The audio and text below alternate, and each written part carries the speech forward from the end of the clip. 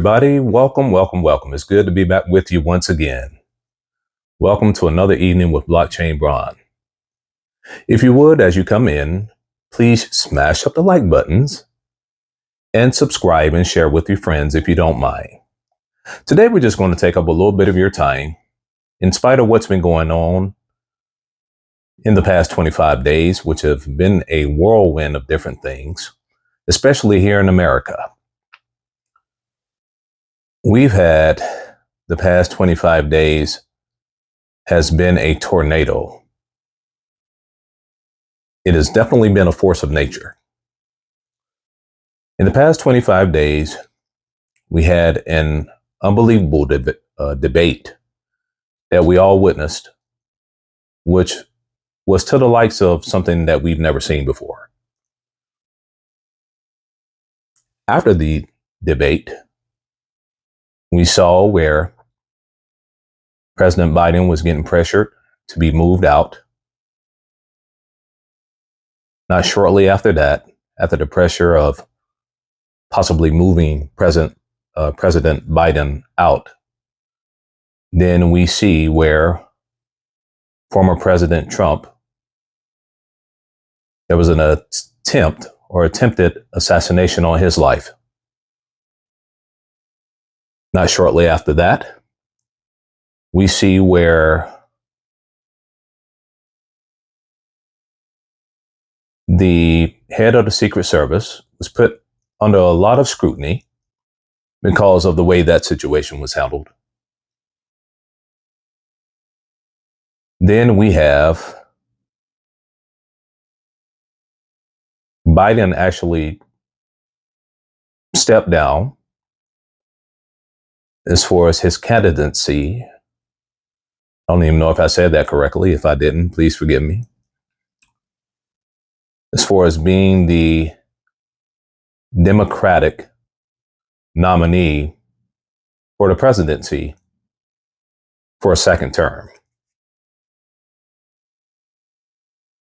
And then we see where the head of Secret Service resigned. Then we see where Kamala Harris has now become or received enough of the votes to become or receive enough delegations, I guess, to become the nominee as far as on the Democratic side of things. This past 25 days has been something that I've never seen before. I think it's something that we've never witnessed during our lifetime. I may not have even gotten all of that correct. But I can tell you that tensions are high on both sides. Hopefully my friends don't mind me saying this. I'm not going to mention their names. But I had a couple of gentlemen that I respect very dearly and I hold dearly as friends. And I hold them in high regard. Got in a very tense discussion today on the political spectrum. And I called and reached out, and thank goodness they had squared things away and squashed their differences on their own, because I was very concerned about that. Before that, I had my other group of friends that we got into a discussion and a debate on former President Trump and Vice President Kamala Harris. And so we got into that discussion. That was getting tense as well. And I definitely made up in my mind that I was not about to allow that to get out of hand. And thank goodness that one didn't get out of hand either. I think one thing that's kind of, I don't want to say has me shocked, but I think one thing that I'm thinking about right now is how things used to be. We used to be able to have differences and still be able to get along, and nothing to the effect of where we're about to lose a friendship or brotherhood because of differences we may have politically or otherwise. And to me, that's the greatest idea about America is you can have differences. You can have differences on one side as far as on the Republican side, and you can have differences on the Democratic side, but we still come together as Americans and find a level of peace, find a level of serenity, and find a way to coexist. This is something that I hadn't seen before during my lifetime, of where it seems that people are on edge and it's almost to the point, it's at a tipping point. And there's this spirit, if you would allow me to call it that, that is hovering. That seems that if one wrong thing happens, as far as action or some particular circumstance happens, or one wrong move is made, these two things at a high level, then it could change the course of history for the next 100 years. I think we're at that serious of a time right now. And I think one thing we have to realize is that, at least in my opinion, at my level, as far as economically and socially, it hasn't mattered who's been in office. Republican, Democrat, Clinton, Bush, Obama, Trump, Biden, Reagan before Bush, the first Bush, Jimmy Carter.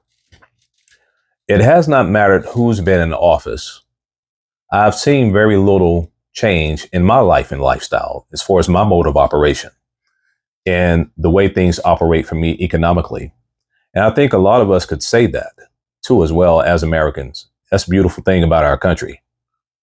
And so really at the end of the day, if those things don't change and you have your circle of people that are flourishing economically and they're doing well and they are able to survive, able to have a certain level of sustaining themselves in a great quality, then I do believe that we can still coexist and get along fine.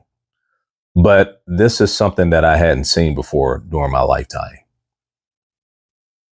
And if we are not careful, and I don't listen to him a lot, I may not agree with everything that he says, just like I don't agree with a lot of things people say, like some people may not agree with a lot of things I say. But I heard Dr. Umar Johnson say something, might have been last week.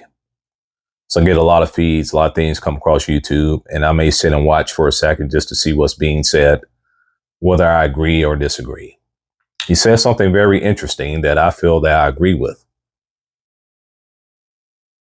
When you push people up against the wall to where you're trying to push your narrative, especially from a political spectrum, you're trying to push a certain narrative and people don't know what to believe or not to believe. And you're throwing things up in their face like you're almost orchestrating things or putting certain things in motion. If you ever make people feel like they truly don't have a voice in a republic, or you want to call it democracy, if you push people to where they feel like they don't have a voice and what they've been saying and doing as far as taking actions to vote, put people in office legislatively, put people in position to move on behalf of their interests, and they feel like that's being manipulated, then what you're doing is you're pushing people towards some type of revolution. You're pushing people towards anarchy. And I hope we are very careful as far as what we're doing and who we are as Americans, not to push one another over the edge. So now that we have that out of the way, as far as on the political side, hopefully we can get along no matter who's in office or who gets put in there. Hopefully we can still get along and continue to be good Americans and love thy neighbor as thyself and be able to coexist and be able to do it in a peaceful manner and be successful while doing it. So hopefully we'll be able to do that. Now that we have that out of the way, let's get down to business. What I'm going to be careful to do is to present things to you that's going to help you as far as with your family. I would say as an investor, but I'm not going to be giving advice unless I get a CFP somewhere down the road, certified financial planner. But I'm not going to be giving investment advice or anything of that nature. But hopefully I can say something to help point you in the right direction. For what I want to do is outside of any political belief, outside of any ideology, I want to help point you in the right direction from an economic standpoint, bring out things about our monetary system, because this is my major concern. The monetary system and economically, these are my concerns, no matter who's in office. Because at the end of the day, in order for us to survive, in order for us to provide for our families, in order for us to maintain a legacy and create a legacy, you have to have finances to do that. And whatever you work so hard to get and achieve, from an asset standpoint, you want to protect those assets. Hopefully I can present some things to you, something that you could think about, and some ways that you can maneuver around certain things that are going on right now economically, no matter who's in office, whether Republican or Democrat. It will not matter to you because you have done certain things to put yourself in position to be successful financially and from an economic standpoint. So that's my goal. Today, I want to continue to follow up with BRICS. BRICS is Brazil, Russia, India, China, South Africa. And as I said before in my previous video, the organization added or admitted 4 new members, and I believe they've added more, and they're looking to add more. But the members they've added are Egypt, Ethiopia, Iran, and the United Arab Emirates. So that gives it 9, and I think it may have a little bit more than 9. So these countries are being added. One thing I've thought about in the past, especially over the past, I would say 6 or 7 years or so. One thing I've thought about, and one thing that my best friend and I have talked about, is some sort of financial reset. We are at the belief that our financial system is in flux and that it has gotten to the point to where it cannot go on the way that it is. The powers that be know that. And so they're doing certain things to reset our financial platform because the old way is not working. If you looked over history, and for those that have maintained some sort or created some sort of fiat system, in none of those situations, those systems have lasted. None of them.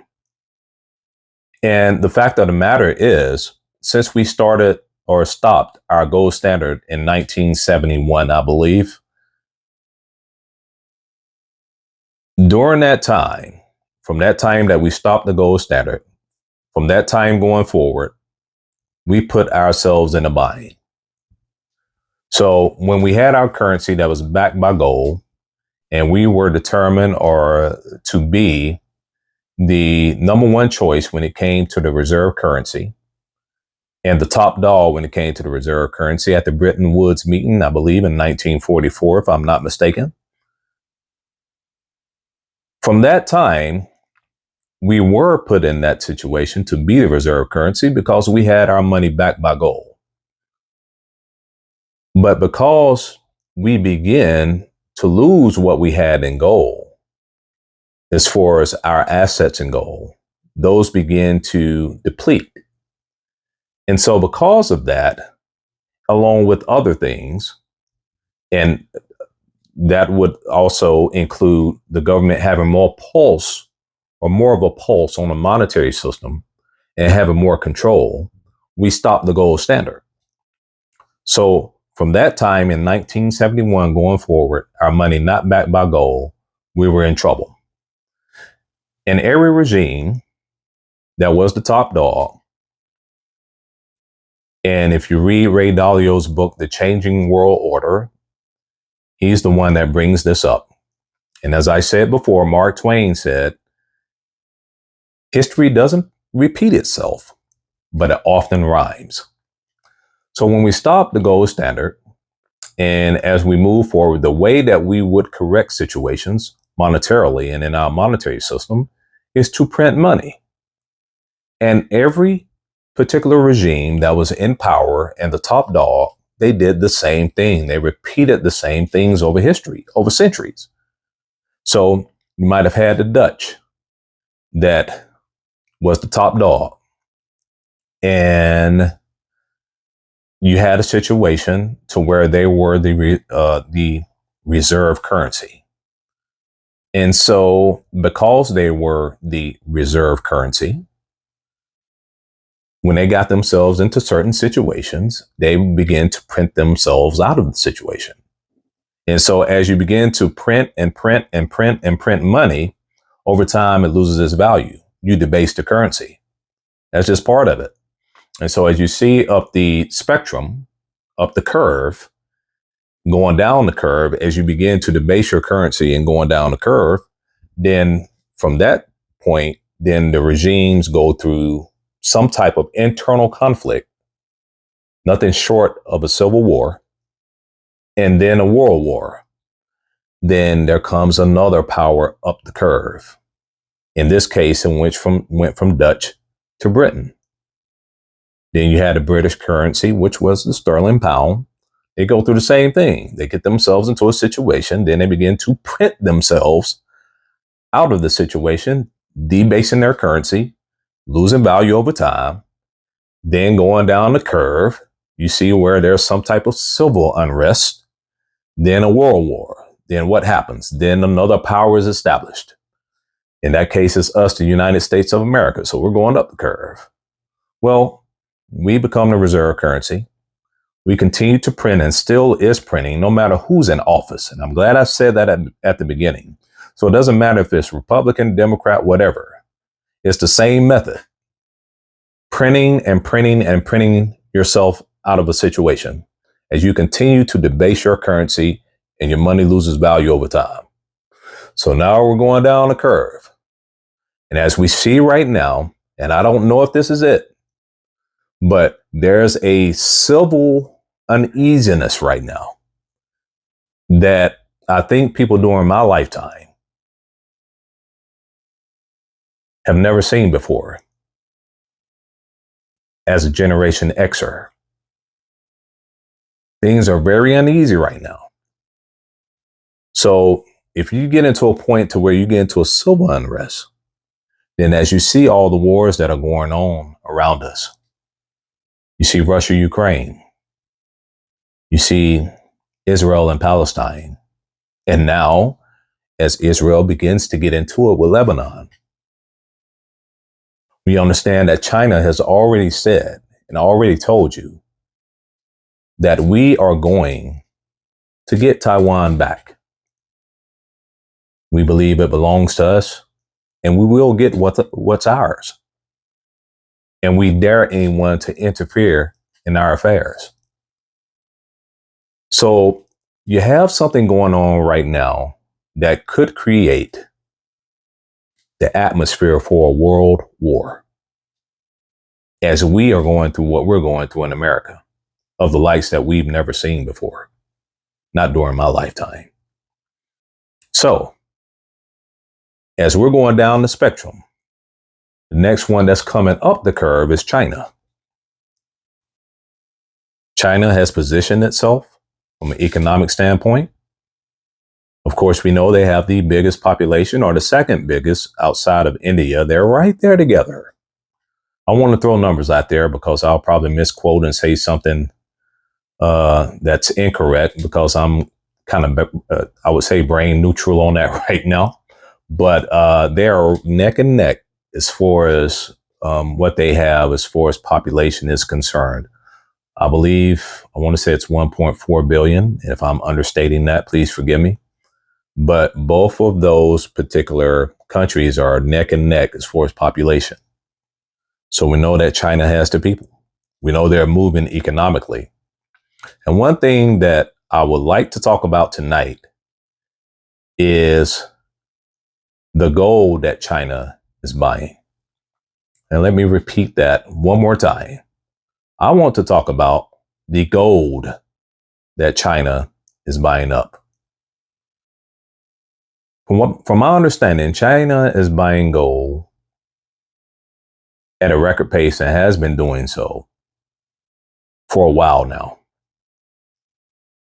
And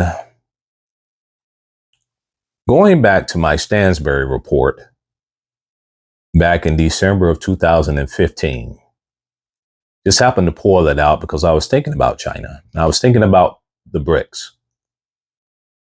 And let me say this about BRICS before I go forward. As I mentioned before during tonight's video here at the beginning, that the world's financial system is in trouble, and the old financial system, at least I believe, can no longer sustain itself. So they have to look at a different way of doing things. So I talked about a financial reset. Had this discussion with one of my friends. I said, what if, when it comes to the BRICS nations, what if the BRICS currency that they are looking to establish is their financial reset? Because they're getting away from the dollar. Amongst themselves, they're establishing business, trade, etc. And they're establishing their own currency. Because I believe they see the writing on the wall with the dollar. So before they get caught up in a situation to where they feel like they're out of control, they're going to create their own currency. Now, I think I said this last video too as well. The moment this administration, and this is not going against Democrat, Republican, or anything, I'm just stating the facts. The moment this particular administration began to go in and freeze Russian accounts when it comes to SWIFT, as far as being able to move money, the moment they did that, I believe, is the moment Russia said, never again will you control how we move our money and how we deal with our economic affairs. And so they were probably already moving towards a type of BRICS system. But I believe this situation put that into warp speed. So I believe this is their financial reset. Having said that, Christine Lagarde also said, I saw Christine Lagarde, if you don't know who she is, she's probably, in my opinion, I think she's the most powerful woman in the world. I think one place had her listed as like number 2 or 3. But she is the head of the European Central Bank. She used to be over the IMF. She said that within the next 2 to 3 years, the euro will be a digital euro. We will have a digital currency within the next 2 to 3 years. And I believe that when she explained that, she's talking about on a mass scale, like the rollout would be to the masses. This is going to be what it is going to be going forward. as far as digital currency outside of fiat. So that's Europe's financial reset, in my opinion. So what is America going to do? Unbeknownst to you or me, but I do believe that America is going to have its own financial reset, because I believe that they know that the old financial system does not work and will not work going forward into the future. Now, let's get back around to China. China, in a report I read, Stansberry report back in 2015, China expressed its wishes of getting into the SDR. Now, if you don't know what SDR is the special drawing rights. And what special drawing rights is an established bucket of the top 5, now 6 currencies that are the reserve currencies. And within those, I believe you had a British pound, sterling. I believe the Japanese yen, of course, the US dollar, of course. And I may be missing one other that I can't think of at the moment. Let me see if I can find it right quick. I don't know if they have it listed in here, but you have the British pound, you have the Japanese yen, of course, the US dollar. And I can't believe I'm forgetting a one or two here. I will have to come back to that. We might have to do another video, man, where I have that. But then, of course, now China has been added. I believe they were added in October of 2016. So now you have the Chinese yuan. I believe China has been moving its way to becoming, or trying to become, or attempting to become, the world reserve currency. I definitely believe it's going to become the reserve currency of the BRICS. And I believe the reason why China has been buying up all the gold is because they want to have their digital yuan backed by gold. And then that way they're going to have a reserve currency backed by gold. Then they're going to be the reserve currency of the new BRICS system. And as a reserve currency backed by gold, more than likely that's going to attract money from around the world with an actual currency that's backed by something that's very valuable, which we don't have anymore. That's what I think is happening. Could I be wrong? Yes. But these are the types of things I'm looking at. While people are caught up in the political spectrum of everything, of who's right or wrong, especially in my country of America, the United States of America, between Democrats and Republicans, or who's right or wrong on whatever side of the aisle they fall on between right or left. The main thing is us being able to survive, provide for our families, and create some type of legacy. And money allows that to happen. Assets allow those type of things to happen. Creating instruments to protect it, like a trust, things of that nature, are geared towards protecting assets. These are things that matter no matter who's in office, Republican or Democrat. And that's what I want to focus on. For if BRICS and China, if China becomes the reserve currency, BRICS begins to become the number one system, then where does that leave America? If we are no longer the top dog, as it seems like we're on edge of some type of internal conflict if we don't get it together. As World War hovers, where does that leave America? These are the questions you need to ask yourself instead of getting caught up in all the smoke and mirrors between Vice President Kamala Harris and former President Donald Trump, or any of these other things as far as smoke and mirrors that are thrown your way. Now you have to vote and do what you feel is best for you. That's going to better your life from a legislative standpoint and the people you put in position to represent you. You have to have that representation for yourself. I understand that. But let's keep the main things, because no matter who's in office, you still have to maintain, you still have to survive, you still have to do certain things from an investment standpoint that's going to provide for you and your family, and that's going to establish legacy. And you got to learn how to maneuver around these things that are going on right now. I appreciate your time tonight. Thank you. I'm looking forward to our time again. And remember, always stay vigilant. Thank you.